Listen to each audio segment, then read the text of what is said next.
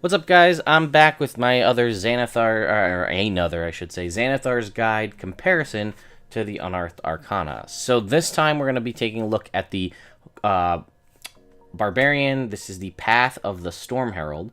So first up, we're going to flip over to the Unearthed Arcana, and at level 3 you got Storm of Fury. This has changed a significant amount, and I'm actually in favor of the changes, but we'll talk about that. What's up, guys? I'm back with my other Xanathar, or another, I should say, Xanathar's Guide comparison to the Unearthed Arcana. So this time we're going to be taking a look at the Barbarian. This is the Path of the Storm Herald. So first up, we're going to flip over to the Unearthed Arcana, and at level 3 you got Storm of Fury. This has changed a significant amount, and I'm actually in favor of the changes, but we'll talk about that in a second. So, while raging, you emanate an aura 10 feet around you, and it chooses whatever your chosen environment. So if you choose desert, anytime any enemy that ends its turn in your aura, so within 10 feet of you, takes fire damage equal to 2 plus your barbarian level divided by 4. So the most this is ever going to be is 7 at level 20, if you ever get that far. C, at the end of each of your turn, you can choose a creature in your aura other than yourself. The target must make a dexterity saving throw equal to your DC 8 plus proficiency plus con. They take 2d6 lightning damage on a failed save and half on a success. Bumps up to 3d6 at 10 and 4d6 at 15. Or Tundra, very similar to Desert. Any enemy that ends its turn in your aura takes cold damage equal to 2 plus your barbarian level divided by 4. So again, 7 points at level 20. They have changed that, so we still see all of this. See Desert Tundra. It is still an aura. It is still 10 feet in every direction, but they do clarify now that it does not go through total cover. And they call out at the front, anything that has a DC is DC 8 plus your proficiency plus your con. So Desert now, when this is activated, all creatures in your aura take 2 fire damage. The damage increases when you reach certain levels in this class, increasing to 3 at 5th level, 4 at 10th level, 5 at 15th level, and 6 at 20th level. So it is less points, and it levels up slightly. Actually, it's kind of, yeah, it's just less damage overall, and it's sort of but it's got a kind of natural progression as you level up. However, it's not as powerful in that it doesn't stay always on. Because when you read this, when this effect is activated, all other creatures in your aura take fire damage. So only when you rage do they take the damage, and then that's it, if I'm reading this and understanding this correctly, right? When you activate, all creatures take the fire damage. And it's everybody, friendlies included. C remains largely the same with the exception... Actually, I'm mistaken, actually. When this effect is activated, you can choose one other creature you can see in your aura. You must make a dex save. The target takes 1d6 lightning damage on a failed save, or half as much on a success. The damage increases, blah, blah, blah, blah, blah. I didn't realize this. I realize now that this is way underpowered in my mind, because before it was a constant on.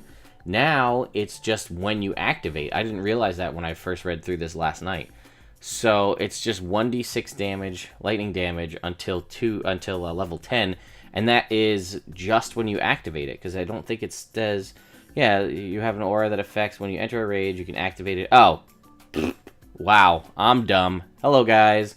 Right there at the top, you can activate the effect again on your turn as a bonus action. So that's okay. Now I'm more of a fan of that, because... before, the fire damage was a constant on thing, so that was anytime anybody ended their turn within 10 feet of you. Now, you can choose when to activate that if you want to, and if that's the case, that's pretty good, because now you can choose to not hit friendlies with your fire damage, which is good. And then Tundra, which I also like to change to the way they did the cold to kind of split it up so it's not exactly the same as the desert. Creatures of your choice in your aura get 2 temporary hit points as icy spirits inherit to suffering. Temporary hit points increases to 3 at 5, 4 at 10, 5 at 15, and 6 at 20. You know, it's not crazy, but extra temporary hit points, I mean, you know, up to the higher levels there, 4 temporary hit points at level 10 could make a decent difference, but the fact that it's a freebie and temporary hit points, it doesn't say that they go away. So, you know, if anything, you can activate this at the end of your rage and then give everybody temporary hit points that essentially will last post your rage, which is cool. Alright, so back to Unearthed Arcana. Storm Soul, this got a little bit of a buff as well, a little more roleplay out of combat type buff, which I do like to see. I think that should sort of be like a general rule, as the around 6th level ability should give you some utility outside of combat, which helps to make the class more well-rounded. So we see here, Desert gets resistance to fire damage and doesn't suffer effects of extreme heat. Sea gets resistance to lightning damage and can breathe underwater. Tundra gets resistance to cold damage and doesn't suffer effects of extreme cold. They also go a step further in the Unearthed Arcana to clarify what that actually means. You gain resistance to fire damage and you don't suffer the effects of extreme heat as described in the Dungeon Master's Guide. So that helps clarify that for you. Moreover, as an action, you can touch a flammable object that isn't being worn or carried by anyone else and set it on fire. I like that a lot, actually. I think it's something very simple, and it doesn't add like a huge mechanical benefit, but it makes you feel like it's a little bit more powerful, because the other one was way better. You could breathe underwater, and this one, like, you could just not suffer effects of extreme heat if you're in that situation. Sea got a little bit of a change as well. So lightning damage, you can breathe underwater. You now also have a swim speed, which works out in your favor. If you can breathe underwater and you still didn't have a swim speed, it kind of is a little wonky. Now that's fixed. And then Tundra, resistance to cold damage, and you don't suffer the effects of extreme cold, as described in the DMG. Moreover, as an action, you can touch a 5-foot cube of water and turn it into ice, which melts after a minute. This action fails if a creature is in the cube. Theoretically, depending on how much your DM will allow, you could keep touching 5-foot cubes to essentially make, you could make, what is that, in a minute, 30, since a minute is 6 seconds. So, yeah, I mean, you could make a decent amount, 50 5-foot cubes of ice, so you could potentially make a bridge, depending on how much your DM will let you get away with to get across something. So again, that's simple benefits, and this, I will also throw this out there to any homebrewers out there. Simple little things like this that add like a tiny little slightly roleplay out of combat benefit go a long way to help a homebrewed class seem more well-rounded. So I would encourage, if that's your jam, to look into doing something like that. Shield of the Storm was the 10th level ability. You learn to use your Mastery of the Storm to protect your allies. While you are raging, allies within your aura gain the benefits of your Storm Soul feature. That has since changed, but only briefly. Each creature of your choice now has the damage resistance gained from your Storm Soul feature when the creature is in your Storm aura. So they have given away, because before, basically, as the Sea Barbarian, you could just grant mass water breathing to your entire party for free. Now it is just resistance to the damage as opposed to the secondary effect. A little bit more balanced, and it also helped because, I mean, that was what made the Sea Barbarian way more powerful in the past. That you hit with an attack must make a strength save or be knocked prone. In Tundra, the air around you coldly slows your foes. It is difficult terrain for your enemies. So, Desert is now immediately after a creature in your aura hits you with an attack. You can use your reaction to force them to make a dex save. On a failed save, they take fire damage equal to half your Barbarian level. So that is a huge shift, because this was previously, if they try to move, you can have them make a strength save or reduce their speed to 0, which didn't really make a lot of sense. I guess the shifting sand was their whole thought. Now, it's nice because it is a reactionary damage, so it gives you another use for your reaction. So when a creature hits you with an attack, you can use your reaction to make them make a dex save. But unfortunately, it only activates on a failed save, so if they pass the save, it does nothing. The creature takes fire damage equal to half your Barbarian level, which at level 14 is 7 points of fire damage. Again, not anything too crazy, but it gives a Barbarian access to a reaction. which typically you wouldn't have other than, say, for opportunity attacks. But if you're up in somebody's face in the melee, that's not a bad idea.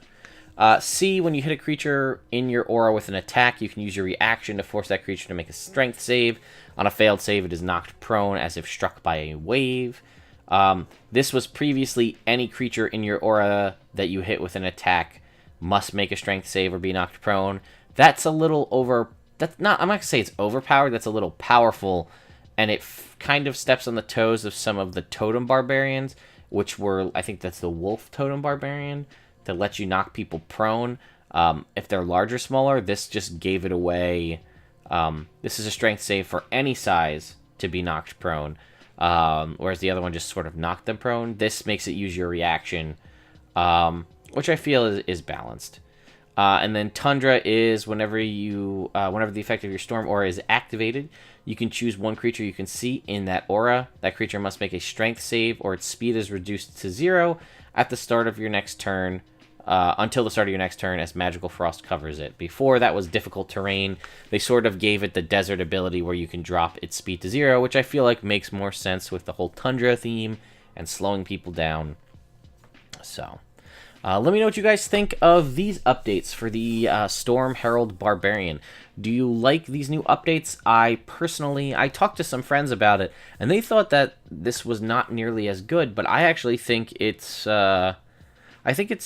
pretty good, actually. The only difference I see is, again, the level 3 abilities now use your bonus action rather than just sort of always on. Like the C Barbarian, you can see here at the end of your turns, it just happens. Now it's a bonus action, which I'm okay with. I think that that's balanced, and I kind of like I said, the level 6 kind of roleplay out of combat abilities. So let me know what you guys think, and I will be back shortly with another Unearthed Arcana Xanathar's Guide to Everything comparison. This time we'll be dealing with the Path of the Zealot. So I'll see you guys next time, and yeah, I screwed up my own outro, but there you go.